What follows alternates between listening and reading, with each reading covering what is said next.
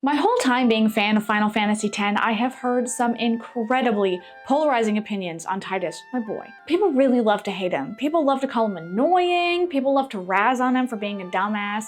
And I'm here to tell you why he's actually based and an incredible protagonist who is valid in behaving in every single way that he does. This video is mostly for A, Final Fantasy X players who love the game and hate the protagonist, or, B, Tidus fans to gather in the comments in defense of our boy, come on. Also, before we really get into it, just want to point out the merch. This Zanarkand necklace that I've had since high school, guys. Really cool. And then I've also got this Uniqlo Final Fantasy X shirt. It's got a little Zanarkand Abe's logo right there, which is really fun. I love when shirts are like super duper exciting and cool on the back and have like nothing at all in the front. Whatever. Anyways.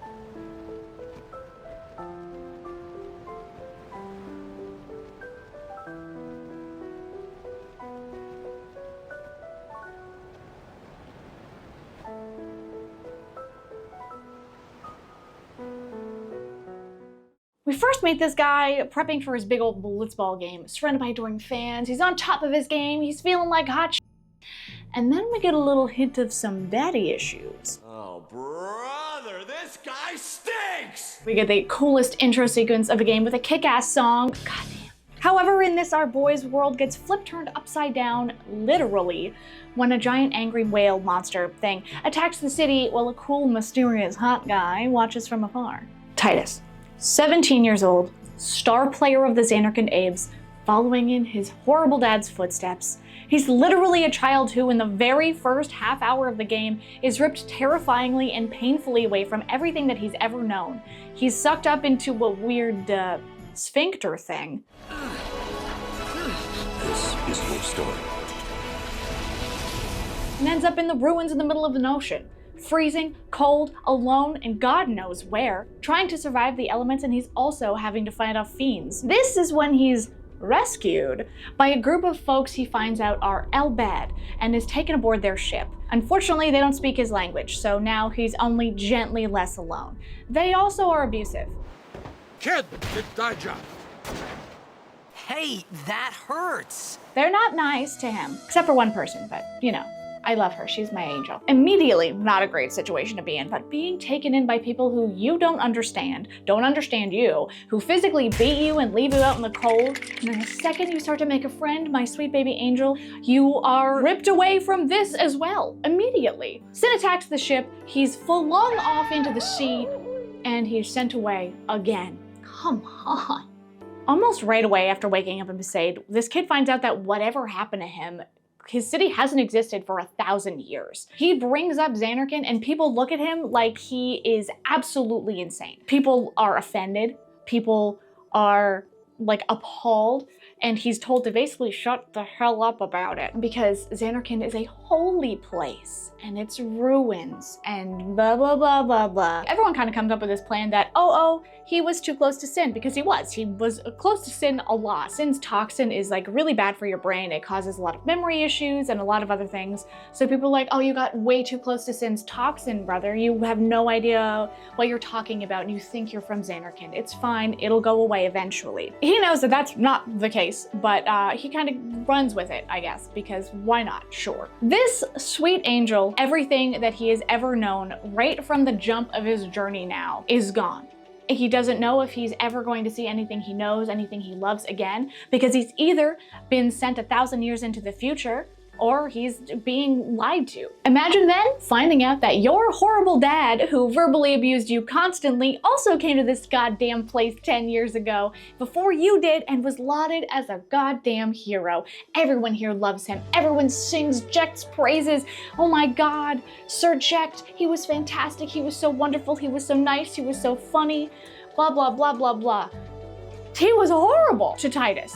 And that's what he has to hear from everybody all the time. You can't throw a goddamn stone without hitting someone, glazing your dad. Then he finally meets a super cute girl he wants to protect. She's super cute. She's going on a journey, a pilgrimage to defeat Sin, and he wants to help. And she thinks the world of your dad.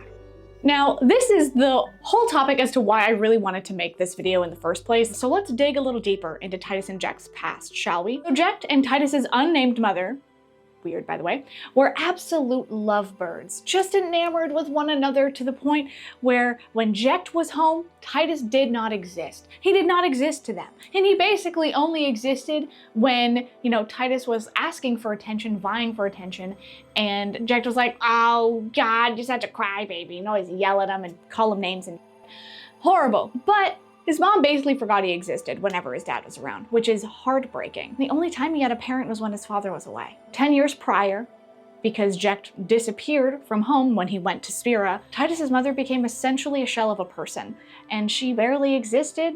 Tidus couldn't even be content having just his mother because she basically gave up on life. It's not explicitly stated how she died, but she does show up on the far plane in Guadasalam later on in the game, and for those of you who don't know the game, basically there's a place in Guadasalam where you can go up and you are essentially in the far plane, because I don't actually fully remember the lore reasons why. I'm a bad Final Fantasy X fan. It's one of my favorite games of all time. I have a tattoo and everything, and sometimes I just, you know what, it's fine. But you're able to like think thoughts of your deceased loved ones, and if they are deceased, the Pyreflies, which are basically like the afterlife energy manifested, they will manifest into your deceased loved one. So you cannot make someone appear there who's not actually dead. That's kind of like some people go to get confirmation that their parents are dead or whatever.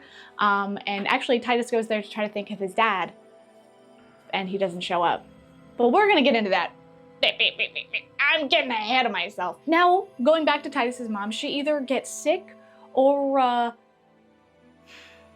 took matters into her own hands and passed away. Now, I'm not necessarily sure which one happened. It's not ever said, but I feel like either way, it's really sad. The fact that she literally could not exist without Jecht is something to think about. Regardless, horrifically sad, Tidus basically didn't have parents growing up, and he blamed his dad on losing not only a father figure and never really having one, but also losing his mother as well. The only like kind of guardian, pseudo guardian he had was Auron.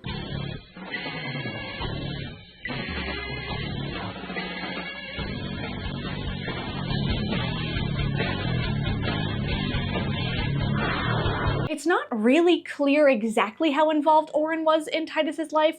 It's just that they do know each other, and he did go to Zanarkand from Spira. He showed up after Jecht disappeared. Right away, we just have the plot of like Tidus is an orphan boy, right? He's an orphan boy and is trying his best. I feel like everybody just needs to think about that for a sec. So back to where we were-ish in the story. They go off on their pilgrimage, right? Tidus joins them, witnesses extreme devastation when they go to Kilika.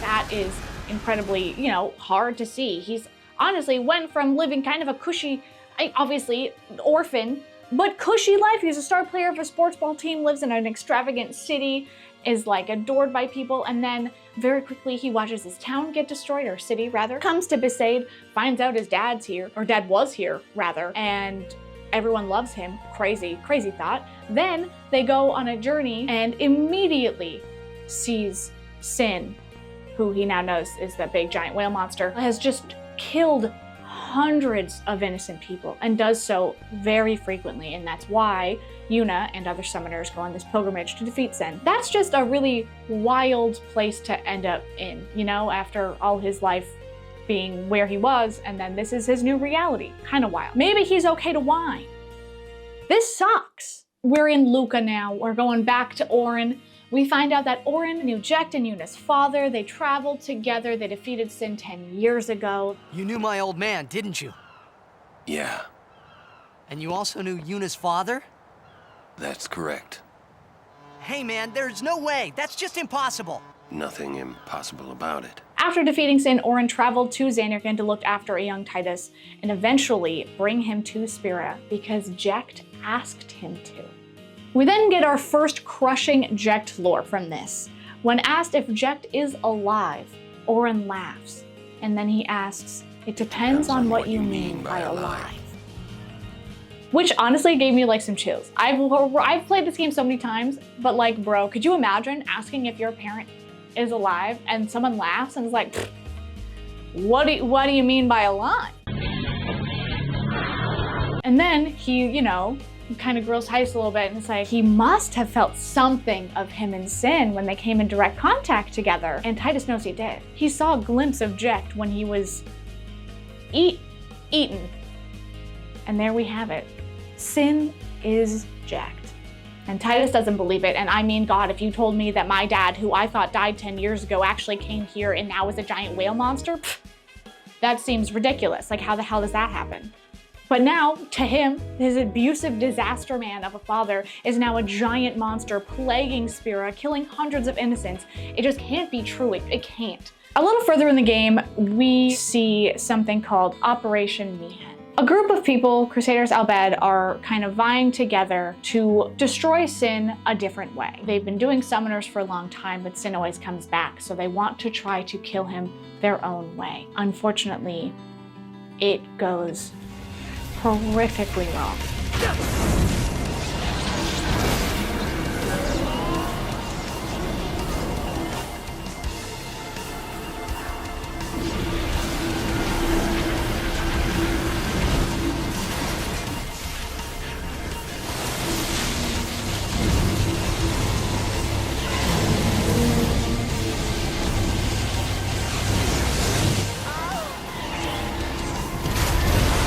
After Tidus witnesses the absolute devastation of Operation Mihen, it's when he starts to really believe it.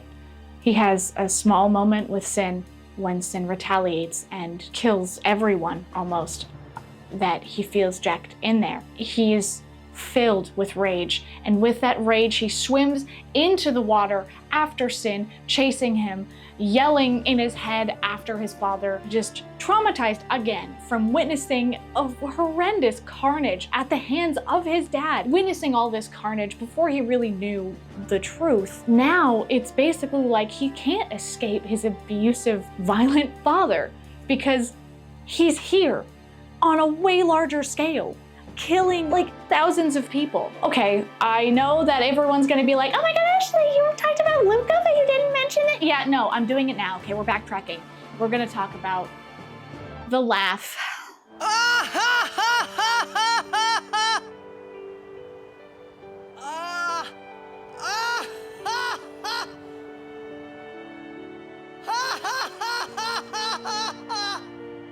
You probably shouldn't laugh anymore. Whenever I mention Tidus, the thing I see every time is either that gif of him or just people will type, ha, ha, ha, ha, ha. I love that scene. That scene is very good. And if you know me, you know that I am I will die on this hill laugh defender, okay?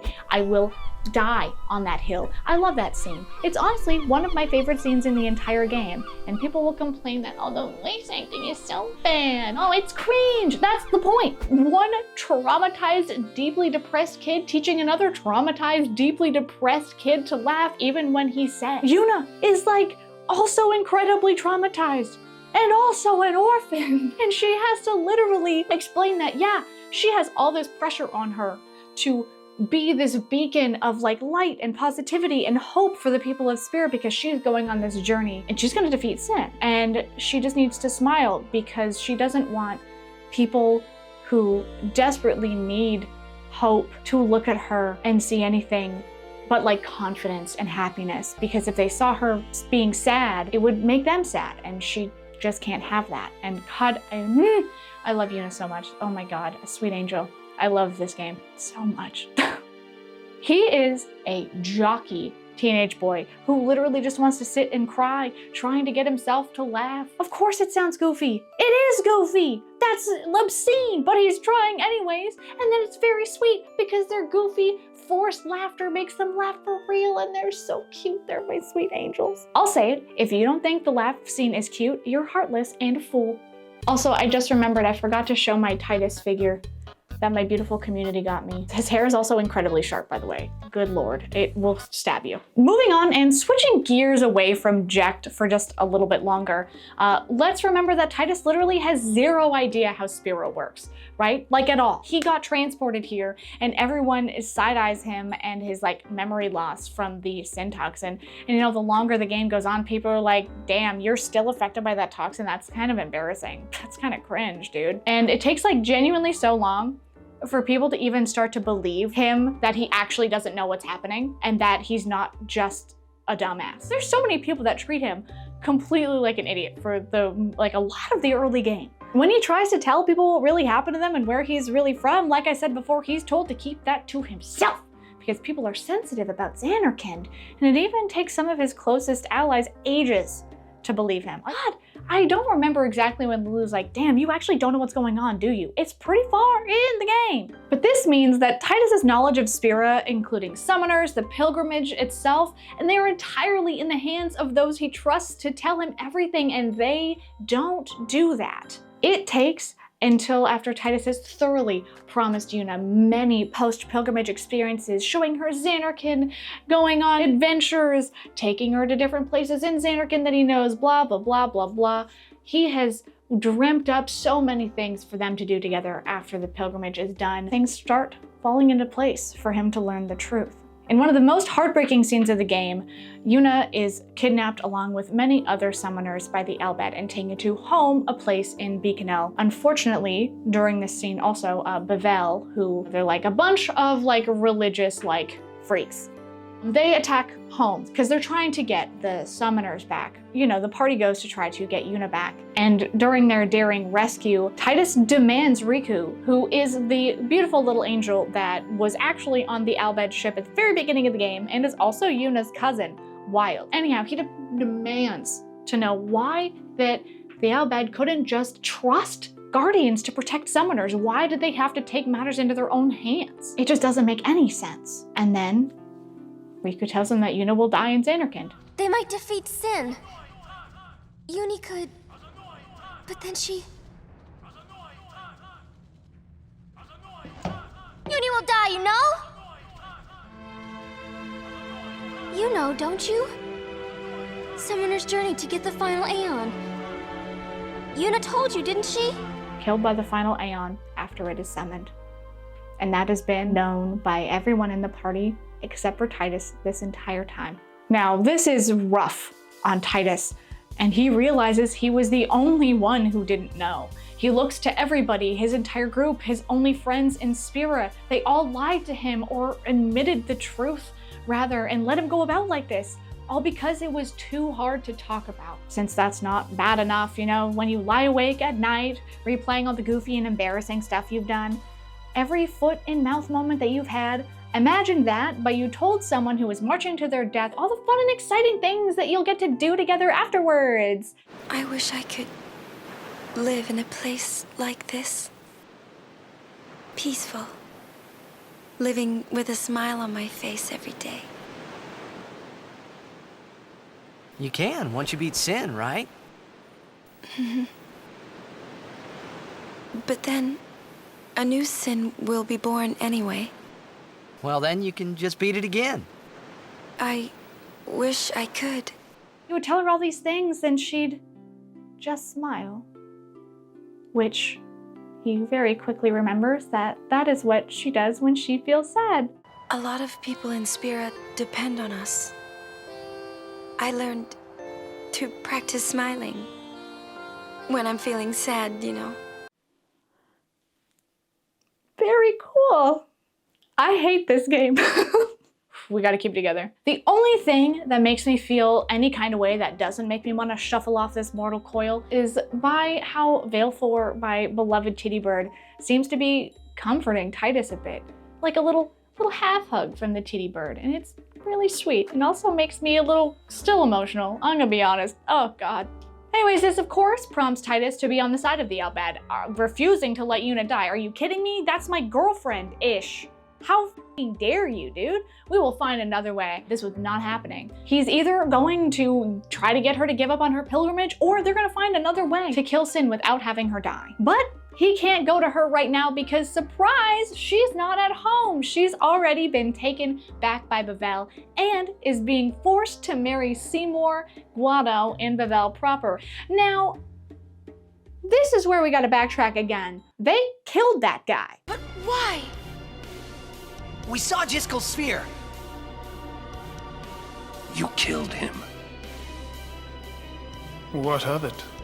I am telling this in a way that's not great for people who have not played the game. For the love of God, play the game if you haven't played the game. When they were in Macedonia earlier in the game, Yuna finds out that he killed his dad. Kind of wild. Pretty sure his theme song is called Patricide. They did a little bit of a murder. And it was honestly kind of self-defense-y, but who's gonna believe that when you've killed a higher-up big guy of religion, yeah? They didn't like kill like the Pope, I would say. I think Micah is like the Pope. Like, was it the Cardinals? Whatever. They killed a higher-up of the religion.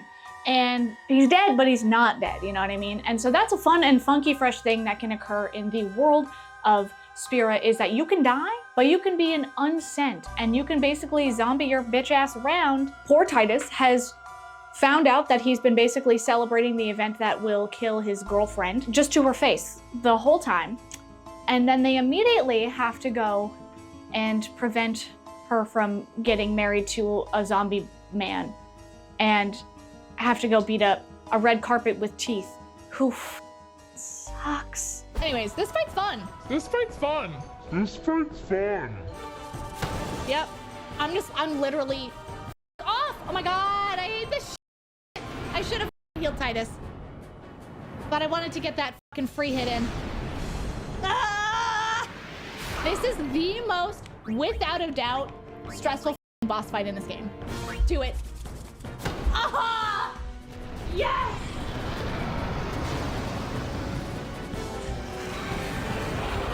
I tickled your toes, bitch! And then just to watch your girlfriend marry another guy. They get there to try to stop it. There's a lot of people with guns there, baby. They do not want anyone interfering with this wedding. This is all a ploy for her to try to send him because Yuna's a badass and he's dead as hell. And then, you know, when she's like, hey, let them go and I'll do this. And they're like, fine. And then they don't do that because immediately after they do the little marriage smooch, they're like, all right, kill these fools. And she's like, absolutely not. How dare you? She stands on like the edge of a thing and is like, and like, she does not flip everybody out, but she might as well have. And then everyone has to fight everybody, and she's really cool, and Veilflor comes and saves her because she summons in midair as she falls. Oh my God, she's so cool. After the gang escapes and reconvenes, they end up at the Bevelle Faith, and this is where we meet Bahamut's faith. What's that? A faith. They join with the summoner, and together receive the Aeon. They are human souls, imprisoned in stone by ancient Yevon rites. We get a very huge lore dump here. Sin keeps returning after summoners kill him because of Yu Yevon, who was a summoner 1,000 years ago, is just continuously summoning him. And defeating Sin will never keep him away forever, as Yu Yevon will transform the final Aeon into the next Sin. That's how the cycle progresses. The Faith gets Yuna to promise to summon the Aeons to help in her fight against Sin, and makes a very pointed statement towards Tidus, saying, when it is all over, the Faith will wake, and their dream will vanish. Huh. Then they get thrown into the certain death pits of Bevelle called the Via Purifico, which is because of that murder that they committed of Seymour. Yeah, they're not happy about that. Remember, again, Tidus, 17, committed murder with a group of people. Kind of a wild thing to have sitting on your conscience. And then, you know, he's thrown into the crazy death jail. This bad boy can fit so much trauma in it. They escape the Via Purifico. They go back to Macedonia, where for a brief moment, Yuna debates ending her pilgrimage, but she can't. It's her whole life's purpose. It's to save Spira. She has to do it. I always thought that this would be easier somehow. I thought that everyone would help me. One golden moment for our boy. He finally gets to smooch the girl. Let's give him a hand. Good for you, trauma boy. I'm proud of you.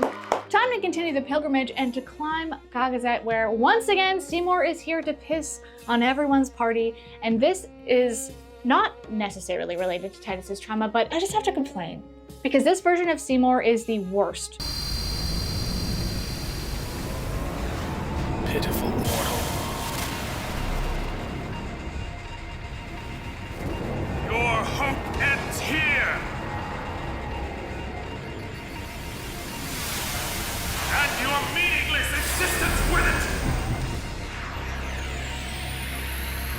Oh my god, this is Seymour Flux, I think this one is.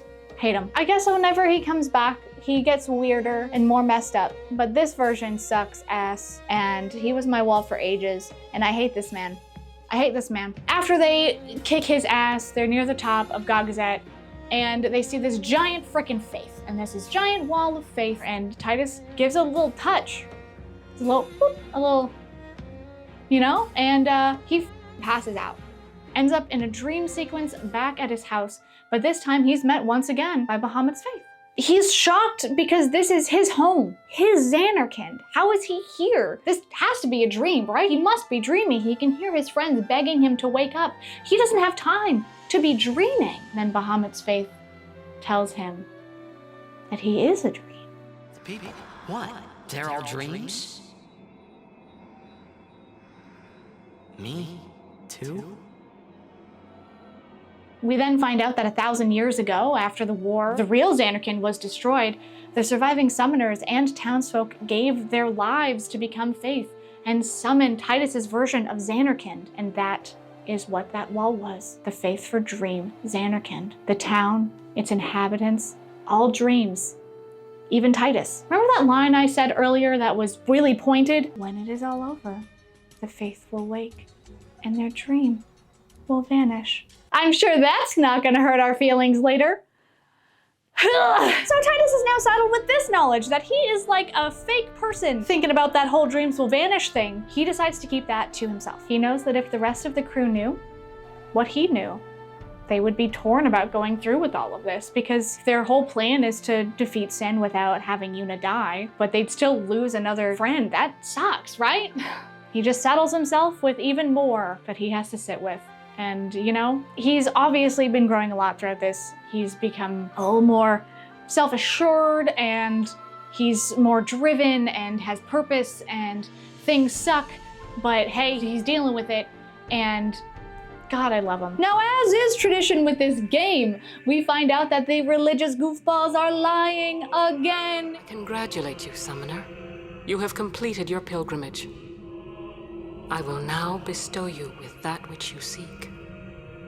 The final summoning will be yours. There is no final Aeon, like what has been giving folks hope, but instead you gotta sacrifice one person in your group along with the summoner to become the final Aeon. This is a big hit to the group, especially after having to witness Orin having his two best buds do the world's most depressing handshake of deciding to die together to save Spira, at least for a little while. Tidus affirms that they will break the cycle, despite other Guardians offering themselves up on a platter. Tidus protests, saying it won't change a goddamn thing. And he manages to convince the group to bring the issue to Yuna, who is in Zanarkand. They're in Zanarkand now. This is where we get a little bit of confirmation on some information that we had earlier, where the final Aeon becomes Sin Reborn, which is why Jecht became Sin. Which I'd really love to point out that when Tidus says this line, he does refer to Jecht as Jecht and not like dad or anything, and he usually talks about his dad mostly in that way, just calling him Jecht. When people call their parents by their first names, it's not always like a ooh thing, but like it's not usually great. We also get this little fun curveball of more religious lying,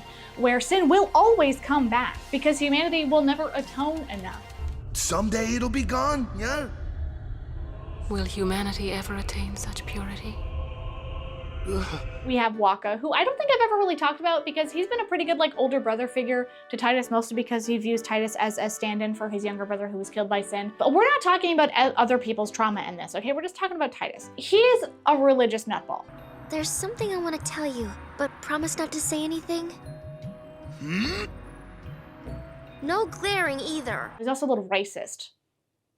Wakka's a little bitch. He hates the Albed because they're using Machina, and that's why sin exists in the first place, was because of that, and it's blasphemous, it's sacrilegious, you're not supposed to be doing this stuff. Nobody gives a shit. Yuna tells him right to his face, it's like, will humanity ever get down enough for this? No.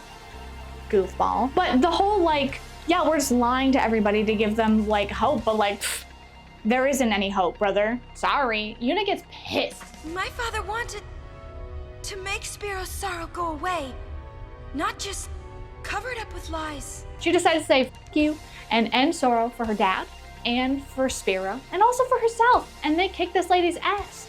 And she is a tricky boss. She's got 3 faces. She's rough. At one point, she's a giant head. Very interesting. Anyways, as Tidus leaves, Auron pulls him aside and says that he needs to talk to him about something important. We find out that Auron actually died crawling to Bevelle from here 10 years ago. And he has been an unsent this whole time. He went back to, you know, get a little bit of revenge, I guess, on Yuna for killing his friends. Didn't work out for him, which sucks. But as he was dying, Kimahri found him. So that's a bummer, dude. But that's exactly how Auron was able to travel to Dream Zanarkand safely, because he just like rode Sin like a cool like ghost man, pirate man. I don't know why I want to call him a pirate. A ghost pirate. Auron shows Tidus that Jecht specifically asked him to look after Tidus before he went through with becoming the final Aeon, showing that somewhere Jecht did care for Tidus, but just never showed it. What a dick! This is where me and my boy differ. Tidus goes through hell because of his father, right? And he goes through this game and he begins to like, not necessarily forgive, but move on a little bit from hating his dad super hard. I simply could not. Like, he pretty much goes to the end being like, I hate you, bitch. And I really respect that. We'll get there at the end. I'll circle back to this. After a little telepathic, awkward finger guns between Tidus and his whale father, they decide to go back to Bevelle. You know, the place that they were thrown into crazy death prison. Okay, sure, whatever. Mr. Popeman is busy, thank God, but Bahamut's Faith is back again and brings Tidus and Yuna to the Faith Room once more. Thank you for the Aeon. So what's up? So, have you found a way to truly defeat sin?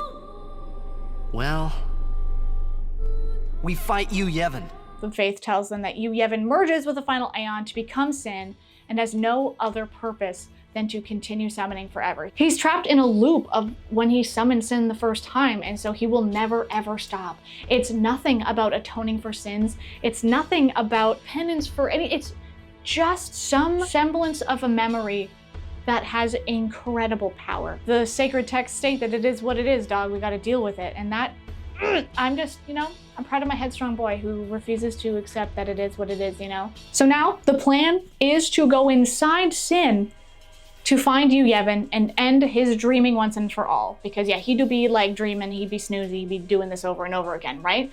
And Bahamut's Faith reminds Tidus once more that the dreams will vanish, to which Tidus, oh God. To which Tidus very sweetly says that they've been dreaming for a long time, haven't they? Haven't you? The Faith simply says, I'm sorry, as he knows what's to come. And Tidus just says, I'm grateful. Yuna's confused, but he waves it off. She accuses him of hiding something, and he lies, saying, no, everything's fine. But he is lying. God damn it. She calls him a bad liar once he leaves. I'm fine, dude. I'm fine. For a split second, while I'm in my emotional moment, I just want to say, like, you know, at the beginning of the game, Tidus whines a lot and is incredibly selfish. I feel like just because, you know, I think he's allowed. And he behaves a little selfishly sometimes, like ignoring and disrespecting like rules and things, which honestly, f those rules, because f Yevon. I think, like, you know, throughout the course of the game, he becomes very selfless. Before, it was, this is my story. This is what I have tattooed on me. He uses that as a, I can do what I want because this is my story, like not yours kind of thing. And it evolves by the end of the game into, instead of him feeling like he's entitled to like pick the way like the world is and, you know, choices for like other people kind of, he's like, this is my story. Like I get to make this choice for myself. And that choice is, you know, going through with everything, even though he knows that he won't make it. Oh God, I just need someone to like just spray me with water every few seconds to just keep me from crying until we get to the end. Before leaving, they ask the people of Bavel to sing the Hymn of the Faith as loud as they can, as Jecht loves that song. In some optional spheres that you can get, you hear him humming that song, including some non-optional ones. He is humming it. He loves the Hymn of the Faith. And, you know, as Sin, it helps him feel a little bit more at peace and more himself, able to hold off being a murderous, mindless creature sometimes. You know, when he and Tidus were like face-ish to face in Zanarkand. Sin is called by the Hymn of the Faith. They kick some ass, then they go inside, and we get a quick little final battle with Seymour, which is annoying, and he's a goofball. The only means of destroying sin is forever gone. Now nothing can stop us. Well, we can. By all means, try. Then Yuna finally sends him for real, and then we find Jecht. And it's really Jecht. And we get, you know, a small reunion with a silly little dad joke from him, which, you know, Tidus doesn't find funny. 10 years plus of rage comes out, and I hate you. Finally. Dad, Yeah. I hate you.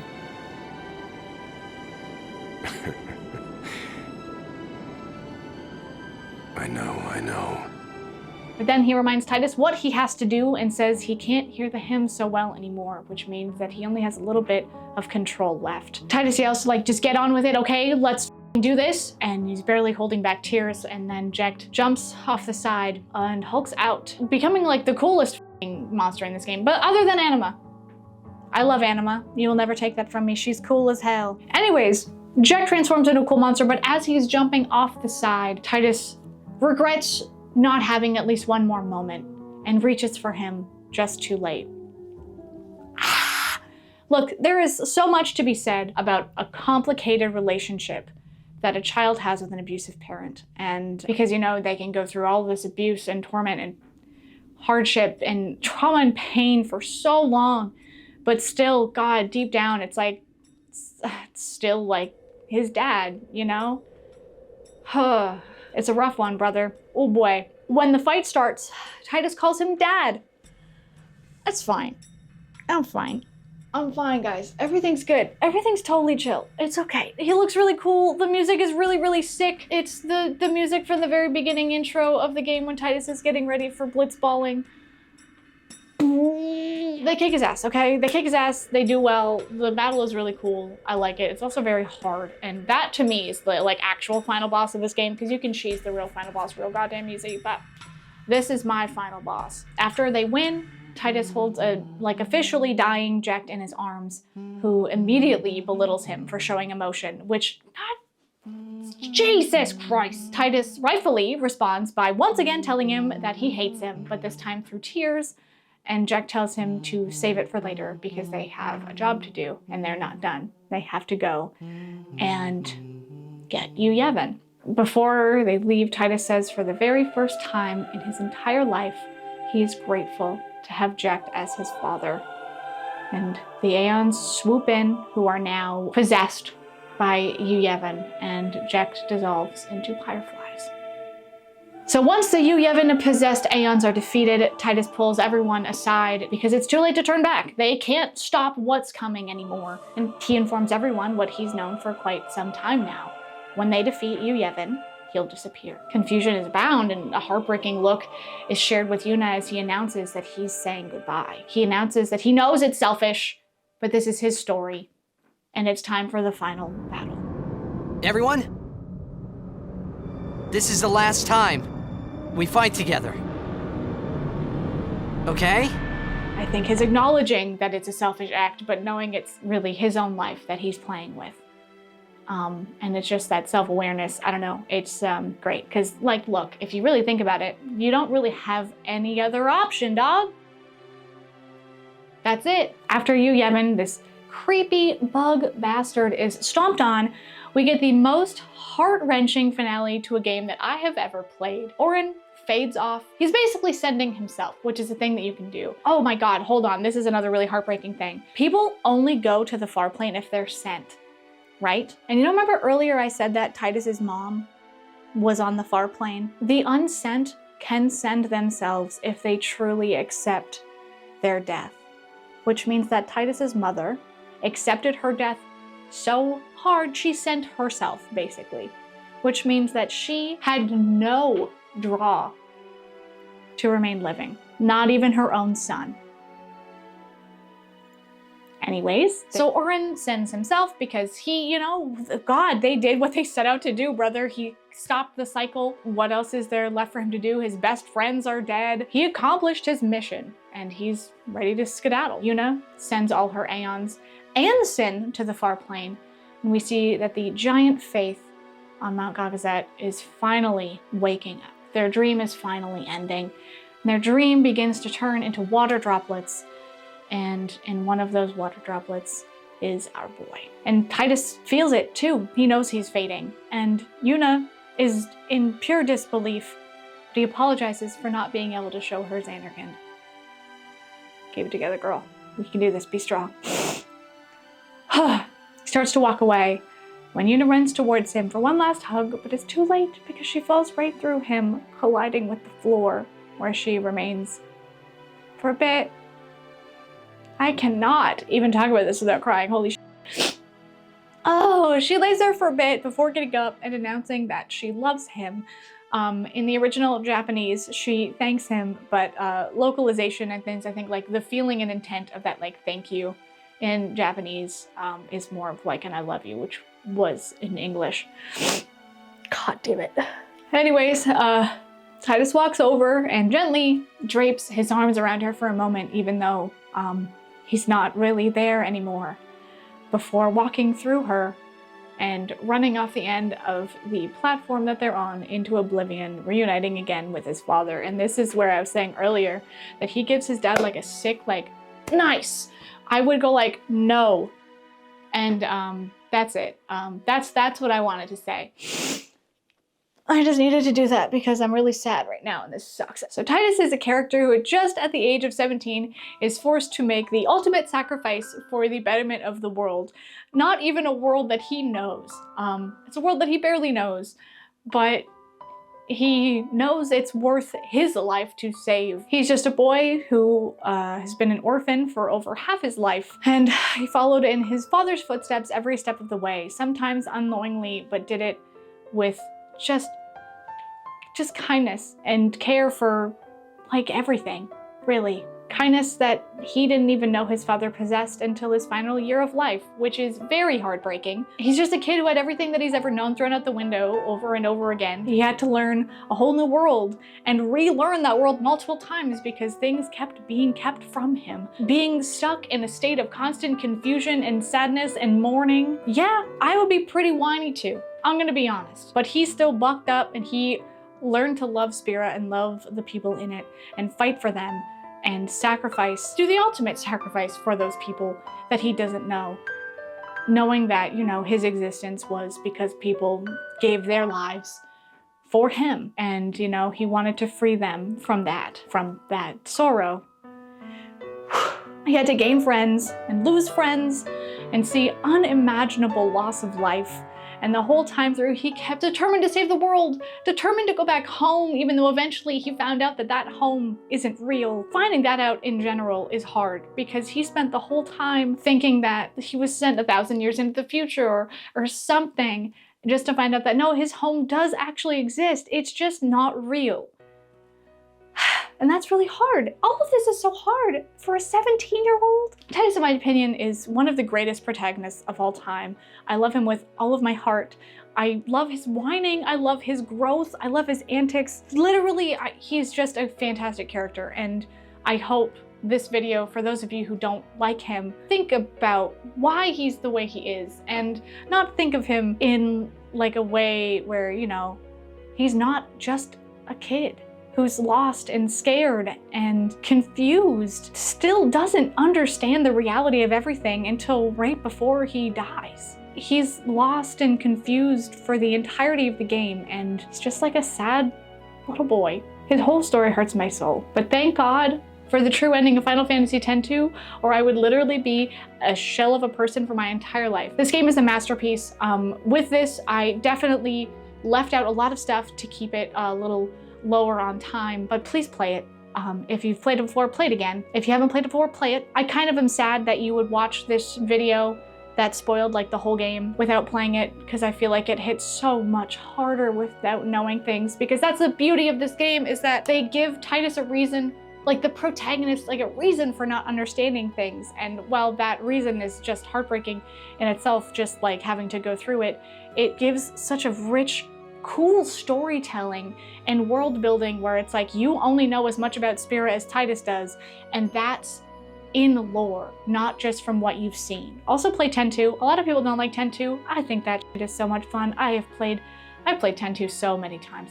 I think I have a new game plus 47 somewhere, like for real. I gotta find my memory cards. They're here somewhere in this room. But play them. The story is beautiful. It's fantastic. And then after that, stop. Don't listen to the bonus audio. Don't read the weird book that they had that I just found out about earlier this year. Pretend nothing else but the games exist. And then like the bridge story, there's like a little like audio that happens. I forget what it's called right now. I'm so sorry. It was like 2 minutes or something long of like to bridge the gap between 10 and 10-2 because it's 2 years later. That is good. That's nice.